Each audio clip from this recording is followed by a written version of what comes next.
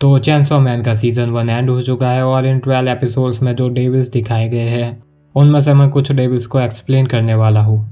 तो पहला है सब्सक्राइबर डेविल, जो कि कुछ ज़्यादा नहीं करता, बस मेरे चैनल के सब्सक्राइबर बढ़ाता है। तो अगर तुम्हें यह वीडियो पसंद आए तो भाई चैनल को सब्सक्राइब कर देना। तो इस सीरीज़ में हमें पहला डेविल पोचीदा दिखाया गया था, तो हम पोचीदा से ही स्टार्ट करते हैं। तो पोचीदा एक चेनसॉ डेविल है और एपिसोड 1 के ख़त्म होते होते उसने देंजी के साथ कॉन्ट्रैक्ट कर दिया और बाद में देंजी चेनसॉ मैन बन गया।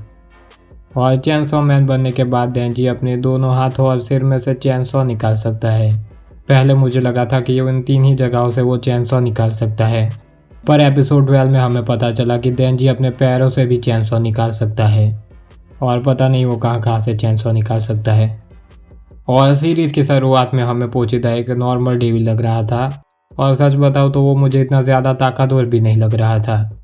पर इस सीरीज़ के कुछ एपिसोड के बाद हमें पता चला कि काफ़ी डेविल्स है जो कि पोचीदा के पीछे है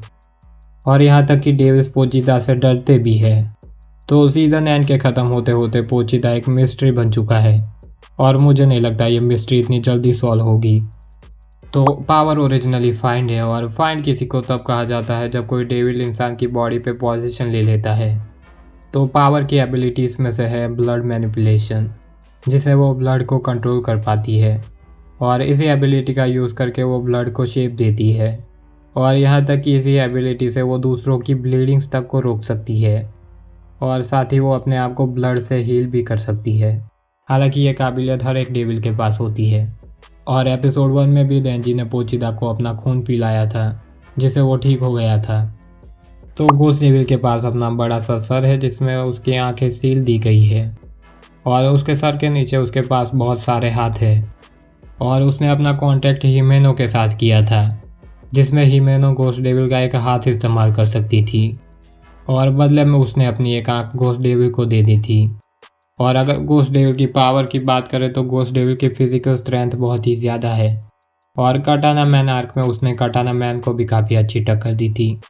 और अगर उसे शायद थोड़ा और समय मिलता तो वो कटाना मैन को हरा भी सकता था।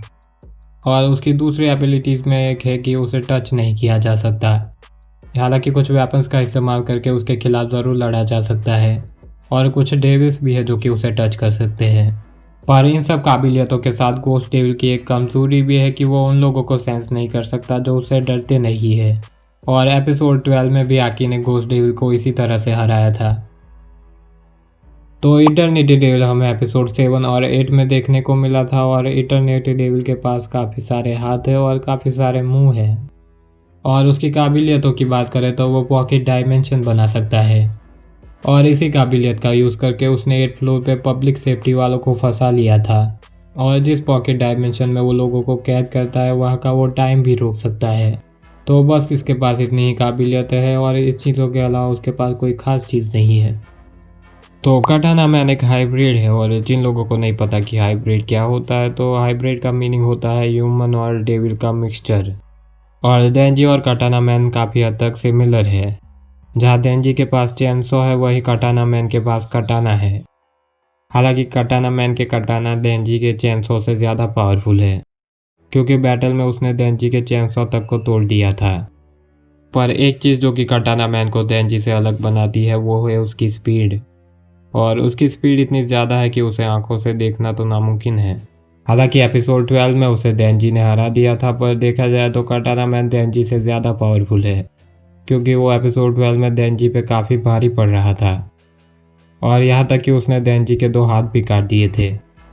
तो इस वीडियो के लास्ट में हम बात करेंगे फर्दर डेविल के बारे में और जैसा कि इसका नाम है तो ये डेविल फर्दर देख सकता है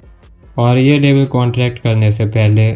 जिसके भी साथ कॉन्टैक्ट करना होता है उसका सिर उसके चेस्ट में जो बड़ी आई है उसमें डालता है और बाद में उसका फर्दर देख के उसके साथ कॉन्टैक्ट करता है। और पहले इसने जिसके भी साथ कॉन्टैक्ट किया था उनके कुछ ना कुछ उसने बॉडी पार्ट ले लिए थे,